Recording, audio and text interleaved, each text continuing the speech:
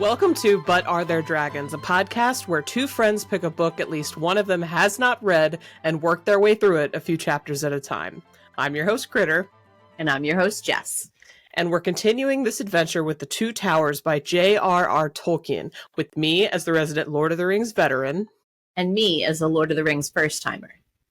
In this, our final regular season episode of Season 3, we're going to discuss Book 4, Chapters 9 through 10 of The Two Towers. Before we dive in, Jessica, how are you feeling? What's new with you? I'm good. I can't pretend that I'm not just the least little bit blown away by how fast June is going. Yeah. I am, to be frank, getting married at the end of the month, and Woo! it is really hard to think about anything else. That stuff is getting real. Really, really real. Really real, but all very good. Like, very well handled. I have lots of folks helping me, so it's all really good stuff, but it's getting really real. How about you? Yeah, a lot of stuff going on my end too. Not getting married, but it is my anniversary this month, and my husband's birthday this month, and just summer is busy. It's so, I'll be traveling for certain fun wedding events, and yeah, June's gonna be just wild, start to finish, basically. Father's Day, all of it. So I'm excited that it's happening. One of the best months. I think we talked about that last time, but whoa. And then it's gonna be over, and then we're gonna have WatCon, Wheel of Time convention made for fans by fans. And then the summer's great. I love the summer. Pretty excited about it. It's gonna be good stuff. Yeah. In the meantime, though, we finished The Two Towers. It feels kind of crazy. I don't know. It feels like it went kind of fast, right? It did. We took a nice little break between the two books. True. Needed, because we had Jordan Con and life, right? So we needed a minute. But Two Towers really kind of blew right by. And it went fast. It was a good read. So speaking of The Two Towers, Book 4, Chapter 9, Shelob's Lair. So just the title of this chapter got my hackles up. Did it elicit anything in you? The title, yes. So a lair, anything that has a layer, it's got to be no bueno, right? Like, it can't be good. This chapter very much reminded me, like, re-cemented in my mind that Tolkien does a really, really good job with creepy writing. He does thrilling, kind of scary and intense writing quite well, which is not something I really gave any thought to before we started this podcast. But he really does kind of nail it. And this chapter absolutely reflects that for me. Yeah. So, like, this jumps into my next point, but we don't usually get literary umami in terrible places. We kind of talked about that. It doesn't have as much of a ring to it, but Sam, Frodo, and Gollum ventured into a dark, rank tunnel, and eventually, quote, time and distance soon passed out of their reckoning. To me, that was just like, ooh, okay, like, that's dark, but also really cool to read. Did anything from this underground hike stand out to you, like language-wise or just the environment? Yeah, there were a couple that I had. So I had, and these are just snippets, so bear with me. Not since the lightless passages of Moria had Frodo or Sam known such darkness. A sense of lurking malice. Come on. The stench and the peril. They had not gone more than a few yards when from behind them came a sound, startling and horrible in the heavy padded silence. A gurgling, bubbling noise and a long, venomous hiss. They wheeled round, but nothing could be seen. Still as stones they stood, staring, waiting for they did not know what. My hair is standing up on the back of my neck just reading it. I'm like, that was so well done. Yeah, it's creepy. It's creepy. So at one point during this, before we got to the spider, obviously, Frodo and Sam ended up holding hands as they proceeded. Yes. I don't know if you caught that. That was a sweet little image in an otherwise horrific place. Yeah. Let's see. They so the hobbits reached a fork in the tunnel, and then this is kind of the point that they lose Gollum. Gollum nowhere to be seen or heard, and Sam just assumes this is where he intended to abandon them all along. He has the sense that something other than Gollum is watching them, out in the dark. And I was wondering, have you ever experienced this feeling, the unseen eyes in the dark? Yes. I've lived far enough in the woods in like Vermont and northern New Hampshire where sometimes the darkness really is looking back at you. Yeah. No, truly. I have actually, so I grew up kind of a redneck. I don't always talk about this, but like redneck, rural, areas of Missouri. And my family, I grew up hunting. And so sometimes when you're hunting, you get up really, really early in the morning, right before dawn, so that you can get to the place that you're intending to hunt before light, and then things start to move. Well, I was like, I don't know, in high school maybe. And I was walking up this hill to this deer stand, and it was a big hill in the woods, right? By myself. And I feel like I hear something, and I've got a headlight on, right? But you're not supposed to like flash it around all over the place because then you'll scare stuff. So I'm like looking down in front of me with my headlight, and I hear something, and like instinctively I look up with my headlamp, and there are eyes. There are just eyes, like, looking straight at me. And, it's not like squirrel eyes. They're not small. They're big eyes. And I'm just like, okay, in my mind, it's definitely a mountain lion. Not in my heart, it was a mountain lion. In my mind, I was like, it's probably a deer. So I should just stand here until it decides to leave, or it gets light enough that I could like try to get it, I guess. But I like couldn't stand it because I was just so freaked out that I thought it was something other than a deer that I ended up like moving and scaring it. But yeah, unseen eyes in the dark are real. Seen eyes in the dark, even kind of worse. No. So all of my stories are, in fact, camp stories. So I'm not somebody that went out and went into the stand, but some of the folks who were holding down the fort at camp, waiting for folks to come back. Mm-hmm. That was me. Yeah. And not as many big cats around here, although we do have wild cats in New England. We don't have many, but it's always a possibility. They exist. Yeah. And so typically it's bear. Bear was more of a concern, and again, not as big as some folks might imagine, but it doesn't have to be a Kodiak to mess you up. Yeah, no, it doesn't. Or at the very least, 300-pound black bear can really do you some harm. So yeah. So, anyways, that was a great tangent. Eyes in the dark. Yes, scary. Eyes in the dark are a real thing. Yeah, and just having that sense. Even if you don't see them, but you can feel them. It's real. It's vouch. Menacing. It is truly real, and it is menacing. Okay, so as you mentioned, it wasn't just eyes, noises, gurgle, hiss.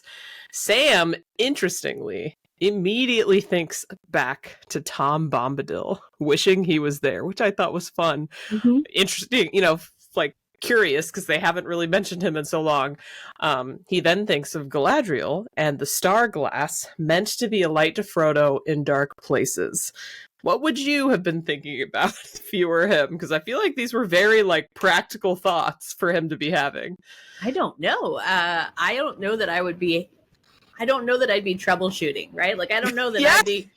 Although there is something to be said for gold star for working through your inventory mentally, going, what do I got on me that I can use? I loved the free association bubble association that got him from Tom to Galadriel. I thought that was super awesome. Yeah. I don't think I would be doing that. I think I would be like, gosh, I don't want to die. What's that noise? Yeah. So... I don't think I'm not somebody you want in a pinch. If we're in physical danger, I'm not your girl. Okay. I will definitely tend to you when you get back to camp. Fair enough. I don't know that you're giving yourself enough credit, but you know what? We should know ourselves, and so Yeah. I trust you. I like to think that I would be good in a pinch, but I've never been confronted with a giant spider before. Only a probably deer in the dark. Right. So right. Yeah. Anyways, okay, so reminded of Galadriel's file, Frodo brings it out and shouts something in Elvish, though it's more like someone else was shouting it through him, which I thought was cool. The light shone like a silver flame, and Shelob is not deterred. She had apparently heard those words long ago and hadn't heeded them then. So there's all this about the file, Arendelle coming down from the sunset paths with a Silmaril on his brow, and Shelob being an ancient evil, which comes up again a little later in the chapter. Any standout moments for you amidst all this like lore dumping? I think the biggest takeaway is that Shelob is, you know, a descendant of true evil and just happens to also be spider shaped. And that she is genuinely old. Like, she's been in the area longer than Sauron. So that was completely new information to me. So that was really, that was probably my biggest takeaway from this chapter. But I thought that the next bit was the best, sweetest hero description that I've ever read. Okay. So it says, then holding the star aloft and the bright sword advanced, Frodo, hobbit of the Shire, walked steadily down to meet the eyes. And I was just like, that's hero love right there. Yeah. Yeah. I was, so initially they ran, but then Frodo was like, no, man, we're going to turn around. Were you surprised that this actually caused Shelob to initially withdraw? Yes, I was. I was also surprised about, you know, the Elvish speak coming out of Frodo. I know that he's elf friend. I know that he's learned some Elvish, but the language seems significant, especially since the narrator talks about, you know, this language Shelob had heard before and it didn't stop her then. So it definitely feels like a callback. It's just unfortunately a callback to a story I don't really know. Right. Yeah. And I did think that it was incredible it was so much more than how it was depicted in the movie based on my remembering. Yeah. Because obviously I haven't rewatched this part yet, because this part is in Return of the King as opposed to Two Towers. Yeah. Yeah. Which is something that very much surprised me the first time I saw the movie. So I was expecting it and it did not happen. And I was like, what? So it's just another thing where there's so much more lore. It doesn't seem like a lot, but it really does amplify the story and make it, you know, have a more rich background. Yeah. And make the fact that they are battling her with essentially light so much more impactful. Yeah. Okay, so speaking of the lore, because you mentioned, like, you know, stories that you hadn't heard of before or whatever, so not having full context, I did want to point out for those who may have a little more context that they did say that Shelob was Ungolion's offspring, which, who's that? You know, must have been somebody pretty special. And then also, they did mention that she had offspring all over the place, including in Mirkwood. Whoa.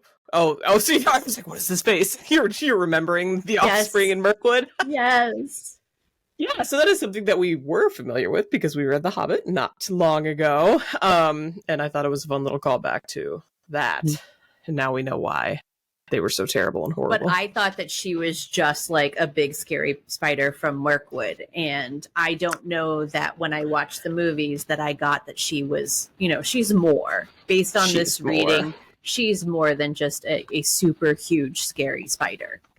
Yeah, yeah. Otherwise known as, or as Sauron considers her, his cat. His blood-sucking cat. Can you imagine? Like, she was around before him. The indignity of being referred to that way. As a unbelievable. Pet. Yeah. As a pet, yeah. Also the fact that, like, they kind of talked about her motivations, and essentially her entire motivation is death to all. You know? She's not like Sauron's pet. he could die too for all she cares. She wants everyone to die and for her to grow larger than life. Basically, like evil, like just pure evil. It was kind of a wild description, I thought. Yeah, so okay. We had Frodo turning around, taking her on. She retreated somehow, which was surprising. And Sam was like super stoked about this, praising Frodo for acts worthy of a song. And then he suggested that they get out of there, right? And they try to. But at the very last moment, at the exit of the tunnel, there are cobwebs blocking their way that can't be cut by just any blade. Sam's initial reaction, thinking cobwebs would be no big deal, was obviously premature. Which I thought was so funny. He's like, cobwebs? What? Like, you're going to stop us with cobwebs? And then his sword didn't work. Did you see this part coming? This little cobweb trap? Yeah, I mean, the reading made it really clear that she is not just a regular spider. So yeah, I kind of did see it coming. But never fear, there's an opportunity for some more lore. And apparently there's a throwback to another story I don't know, where somebody else did amazing deeds and cut crazy webs in the past. With Sting. With Sting. With Sting. I when this happened, I felt kind of bad for Sam. It was just like, really? Frodo just gets all the cool stuff. Like, he has so much cool stuff, and Sam just has some random sword. So, anyways, that will be remedied here later. So once escaped, Frodo and Sam ran, with Sam ahead, still holding the file, because I think Frodo had dropped it at some point, and Frodo behind. Unfortunately, Shelob had many exits from her lair, and she got in between them and set upon Frodo. Sam tried to warn Frodo, but that was the moment that Gollum returned. So, Madam Gollum fan, how are we feeling about him now? This was really hard because, this comes on, immediately on the heels of how close Smeagol was to redemption, and how Sam directly, not on purpose, but did directly ruin that. But also there's a little bit of satisfaction for me, even as a Gollum fan, to see them actually have it out, because it's been building for a really long time. And Gollum has been saying terrible things about Sam, just like Sam has been saying terrible things about Gollum. And so it's a little bit of a relief for them to finally come to blows and have it out. Yeah. I mean, that's a good perspective. I think I tend to agree. So yeah, Sam's fury against Gollum finally came to a head, and he escaped from Gollum's grasp and laid several solid blows on him. And Gollum decided not to engage any further, and he fled. So for the end of the chapter, we find out that Gollum's plan had succeeded, though, when it came to Frodo. Thoughts before we move on? Just how horrible that must have been for Sam. Yeah. I would say that for this read, it was Sam on my mind a lot. Yeah. So Sam was not having a good time. No. But it must have felt good to lay the smackdown on Gollum a little bit and get the better of him. I kind of loved it. And Sam acquitted himself very respectably. Like, he's a very strong, stout fighter. And has a lot of pent-up aggression against Gollum from their travels. He sure does. So. Gosh, it was just like, I read this, but I read it a long, long, long time ago. And this whole sequence, these 2 chapters, had me just having major flashbacks, because it was just like, Shelob comes out, and I know what happens, right? But not exactly the order of events. So then when Gollum showed up again, I was like, oh my God, I had kind of forgotten. So it's like, that rat. Like, because I don't love him quite as much as you do. And so I was just like, I was on Team Sam there, like, real hard. And so it was so satisfying for him to just, like, do the, I don't know, like, he was channeling his Rudy, moment there, and it was just so good to see. I just loved it. But then, of course, it's this last chapter is devastating. So let's move to it before chapter 10, the choices of Master Samwise. Which let's just talk about what a stellar chapter title that is. So again, I don't look ahead. I just, okay, this is what we're reading. So when I turned the page, as it were, and I saw this for a chapter title, knowing that it's the last chapter in the book, I was like, come on, that title is fire. That's all. Just like really great choice, Tolkien. I am not sure anybody else has called Sam Master Samwise aside from Faramir, unless I'm misremembering. I know Faramir did, right. But I think he was the only one. And so it was kind of a telegraph moment too. I guess I just kind of nothing to the title. It's a good title, but I wasn't like, ooh, let's read into this, right? But like in the context of this title or in this chapter, he kind of does become Master Samwise. And like officially, at least for a while. So let's talk about it. So Shelob has Frodo wrapped up and begins to carry him away. Sam taking Frodo's discarded blade in his left hand. So I'm picturing dual-wielding Samwise Gamgee charges. And quote, no onslaught more fierce was ever seen in the savage world of beasts, where some desperate small creature armed with little teeth alone will spring upon a tower of horn and hide that stands above its fallen mate. Did this imagery, this language, did it do anything for you? Yeah, it was incredible. It also reminded me that they're halflings, right? They're small. And so Shelob is big no matter what. And think about how much bigger she would be if we were half the size. You know, if we were only 3.5 feet tall, just how incredibly humongous she must seem to them. Yeah. Yeah. I know the language was like that flowery. It was flowery. I loved it. Yes. And I know that mate can also mean multiple things. But I don't know, like standing over his fallen mate. I was like, huh? Confirmation? Obviously not, but in my mind, kind of. No, it was romantic.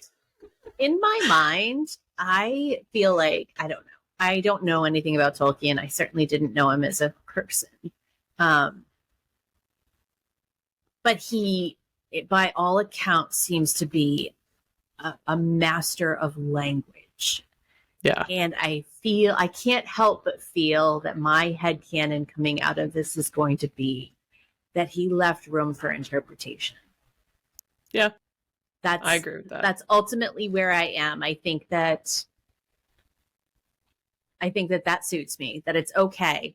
That it's okay that mate means more than one thing. It's okay for one man to tell another man that I love you. It's okay to hold hands when you are in the scariest, darkest moments of your life. Like, all of those things are okay, regardless of what spectrum your relationship is on. Yeah. I completely agree with you. Like, whether it's romantic or not, it's still just like I feel like it's irrelevant. Yeah. It's a beautiful relationship no matter what. It's just, I always love it when it leans even more up for interpretation, you know? It's just like when it gets extra tender is when I'm like, oh man. Like, I know that might not have been your intent, but boy, did you leave it open for interpretation. Okay, so anyways, Sam got a claw, then one of her eyes, and he even got underneath her and tried to gash her underbelly. But here, she was distinguished from dragons. Okay, let's just note that the word dragon was in this book. Yes. There were dragons! At some point, there were dragons. He might have already showed up, but I don't remember. But there were dragons here, right now. So there was no soft underbelly for her. And, quote, these hideous folds could not be pierced by any strength of men, or elf, or dwarf. Instead, she ended up being pierced by her own strength. She descended upon Sam as he held Sting upright with both hands. Were you surprised by all the blows that Sam managed to land on his own, and then how it ended up happening with Shelob landing the final blow on herself? Like, yeah, surprising. Yes. I knew that he would be fierce in his defense, and that the adrenaline would be high. But I thought that it was incredibly well done, that he did in fact land so many more hits than I thought he would get, even with that. And that ultimately her own momentum was her undoing, was just perfect. Yeah. I still have to give credit to Sam, though, because, like, he had both hands on the sword, but he could have ultimately been crushed. Granted, the sword helped, I'm sure, like, how the magic of the sword. She pile-drived him. Like, in my mind, she pile-drove him into the ground. Yeah. And he survived. Yeah. And managed to keep the sword upright enough that it went into her. So, good job, Sam. Good job, Sting. And Shelob. You gotta use your mind a little more in your next fight. Let me just say, you've been rotting up on the hilltops a little too long. I need to stop trash talking an ancient evil being. Something I need to work on. Okay, so Shelob, though, is not down and out yet. As Sam recovers from a bit of a daze, she eyes him angrily, and he once again remembers Galadriel's file, crying out in a language he doesn't know, holding alight the file. And as if his indomitable spirit set its potency in motion, it glowed like it never had before, a terror out of heaven, burning Shelob till at last she retreated. Thoughts?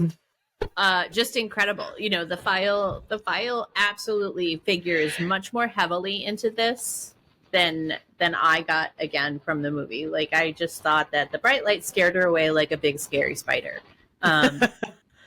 Nah, it burned her. This is so much more than that.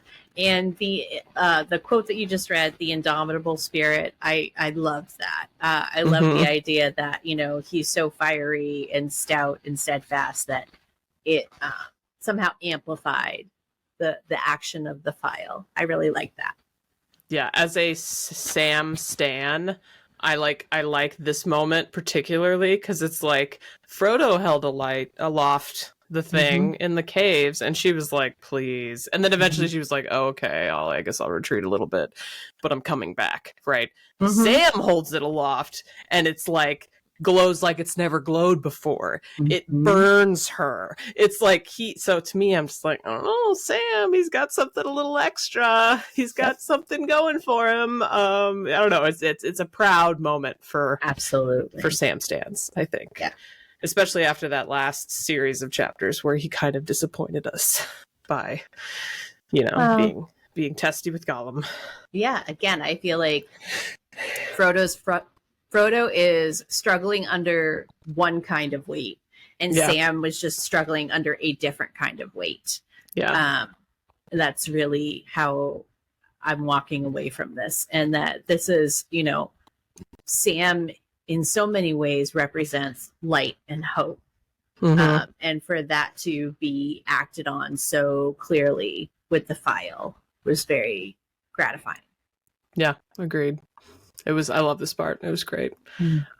So are you curious? I looked up the translation, but like part of me is wondering, is this the thing he cried out in Elvish meant to be understood?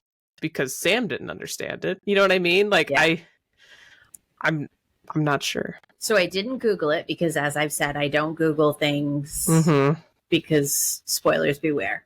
So I didn't look it up. I was insanely curious, but at each instance over this last part of the read, when there is language, it sounds like it's throwing back to a previous event tied to the file or the light of Arendelle, however you choose to perceive it, whether it's the file itself or the light itself. Okay. So I was insanely curious. So if you want to share it, I'd love to know. But if I am. Spoilers. I saved it. I translated it. I Googled it. I Googled the translation because I was curious, and I've read the Silmarillion, and I was like, I'm not going to get spoiled on anything, whatever it is. But I don't think it's really spoilery because if I don't explain it to you, then it's not going to do anything. But okay, so this is what it means. What Sam said in Elvish: "O Elbereth, star kindler, from heaven gazing afar, to thee I cry now in the shadow of death. Oh, look towards me, Everwhite." So it's like a plea. To me, it's giving crying out to God in a moment of desperation to like cast his favor on you, or in this case, cast her favor on you. So yeah, it's giving like the Hail Mary sort of in some ways. So I don't know if it was a callback to something that happened in the past, or if he was just calling to an ethereal being. But yeah, very cool. That's what it meant. Pretty neat. So let's see.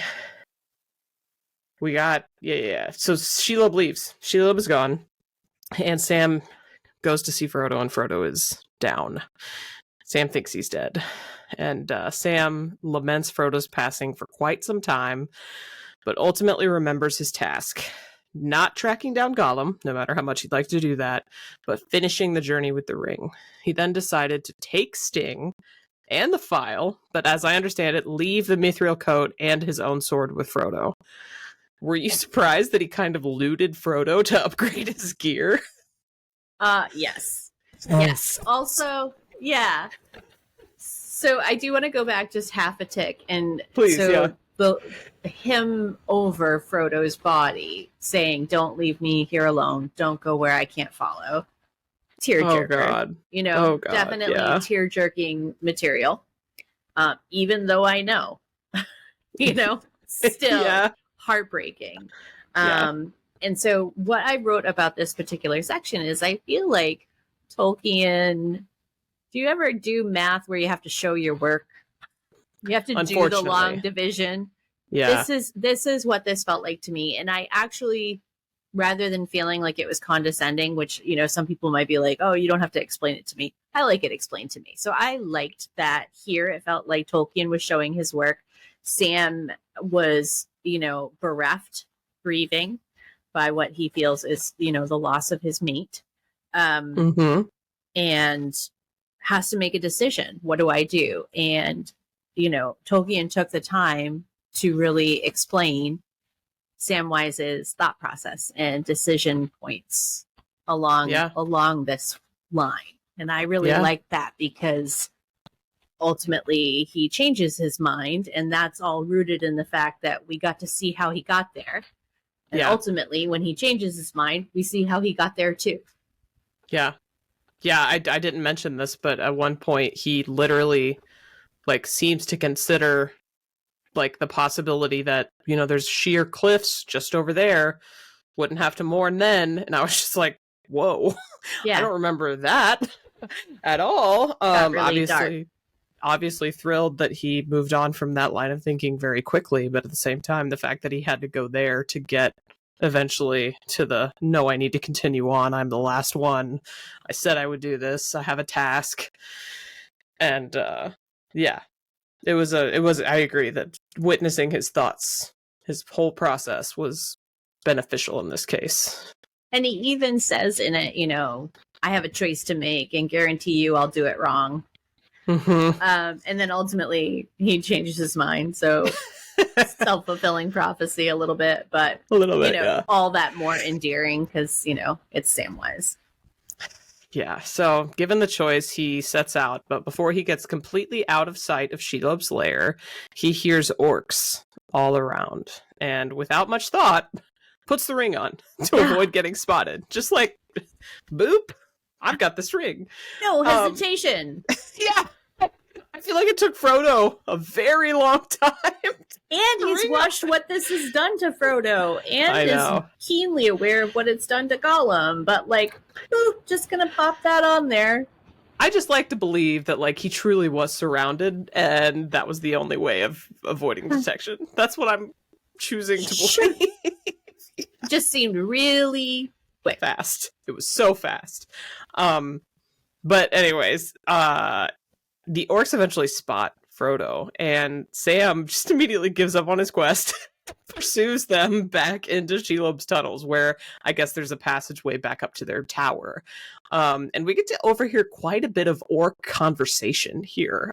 Did anything stand out to you? Well, one thing before we switch to the orcs, because I'm glad you asked about them. Sure. One thing the ring did not confer was courage, and I love that he spelled that out. Him deciding to follow the orcs, I completely understood in the moment. I thought it was really interesting I feel as though this was like an everyman pass at orcs, that these are orcs from different factions, like we saw previously. Mm-hmm. We're following different leaders and potentially have different orders or priorities. Mm-hmm. And in very relatable ways go, yeah, no, we'd rather go where the loot's a little bit better and the scenery is a little bit nicer and, just kind of humanizing them a little bit, because in their own way, they are reluctant soldiers. You know what I mean? In their own way, like many enlisted individuals are just trying to finish out their time. Yeah, and they don't like their management. They find the Nazgul creepy. We'd like to have a little bit of a better gig where we don't have to deal with Shelob. And I guess the reason that these patrols were out, because they're like two separate sets of orcs, I guess, patrolling, was that they had been spotted on the stairs. Mm-hmm. I feel like that was not communicated in the movies and the at silent all. the watchers, capital W, and that there is intel being passed back and forth. So a message is shared, and I, of course, didn't write that down. But, essentially that, something's been spotted, and that's when the High Nazgul is mentioned, and that kind of took me off guard. So the idea that one of the Nazgul is above the others, a concept I had never considered. Okay. I assume it's the dude that got sent out with the army. He was really super important. The king with a crown. The king of the okay. Yeah, I was going to say they kind of like alluded to that, but it wasn't explicit. It says a High Nazgul and it's capitalized. Yeah. I was like, oh, all right. High Nazgul trademark. TM. Yeah. So, and then also the orcs were a little smarter than I expected, at least one of them. They deduced that Frodo was not the only one there and another had escaped, given like the traces of blood or like goo or whatever Shelob left behind, the fact that some of the bonds have been cut on Frodo, all of that stuff. They kind of like figured it out. Just the use of critical thinking. Yeah, didn't expect it.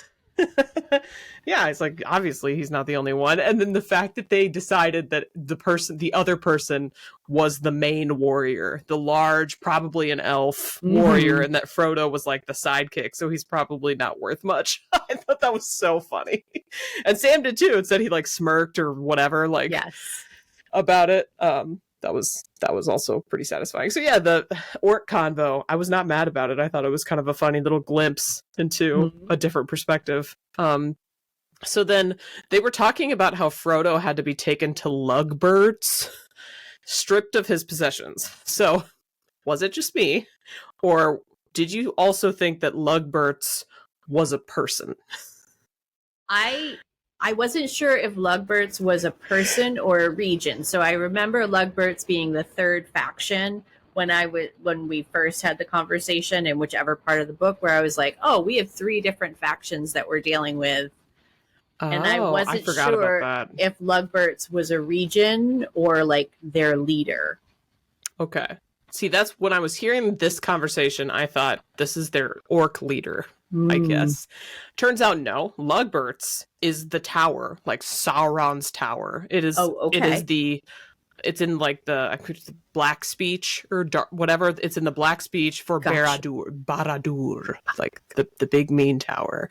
Because I looked it up because I was just like, I read the book or listened, so read/listened, and so while I was listening, I was just like, who is Lugbert's? Why do I not know what Lugbert's is? I don't understand this. So when I was working on my outline, I had to look it up just to make sure. And it is the tower. Well, I mean, it makes sense, right? So we had Saruman's orcs, and we had orcs from like the Moria region, and then we had the Lugber's orcs who were loyal to Sauron. Sauron's orcs. Makes from sense. The tower. Yeah, it makes a lot of sense now that I know. Yeah. Okay. So to his surprise, Sam overhears that Frodo is alive. And the orcs take him further into their tower behind a barred door. And to end the chapter and the book, we read Frodo was alive, but taken by the enemy. Thoughts before we pick an MVP? That was a heartbreaking, Yes. awesome cliffhanger to end the chapter on. To end the book. The book. Yes, the book. I sat there with my Kindle and went, "Gotta be kidding me." Yeah. So it was palpable for me, the frustration of knowing that in the same instance that you find out essentially that Frodo is still alive, that he's on this other side of a wall/door situation that you cannot get through. Mm-hmm. And just the frustration I felt on Samwise's behalf was crazy. Imagine 10-year-old Kritter reading this for the very first time, pre-movies. And at first I think Frodo's literally dead. Mm-hmm. He's dead. Sam thinks he's dead. Sam takes his stuff. Sam's gone. Frodo's out of the picture. Another member of the Fellowship gone. And that was insane to witness, to read. And I'm just devastated. And then I get this major high, not dead. And within a page or something. So fast. Not dead, but taken. It's going to be a tall order to get him out of this tower filled with orcs from the top of the tower, which is where they said they were taking him. Completely unattainable. Yeah, for one small hobbit with, granted, a pretty nice sword, thanks to his looting abilities, and a file. I remember, vividly remember the feeling, because I got these initially from the library, so having to wait until we took a trip to the library to return the two towers and get the Return of the King, and I am dying. Truly heartbroken. What is going to happen next? So yeah, I think that's a sign of a pretty good ending. I wouldn't let myself read. So above and beyond that, I was planning on going to see the movies. It was such a good cliffhanger for book 2.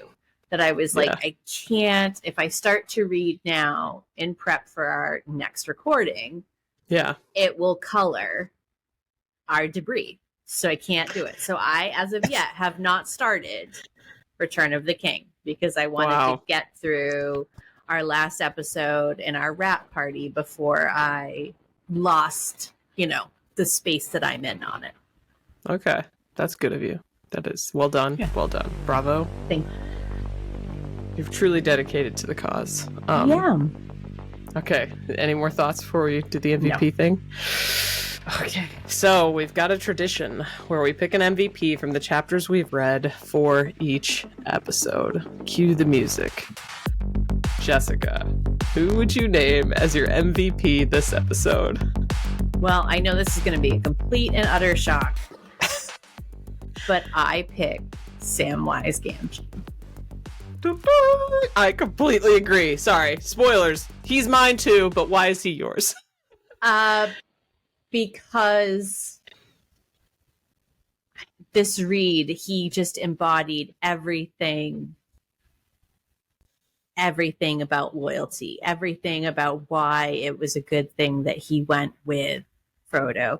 Sam is not perfect. Frodo's not perfect. None of the characters are perfect.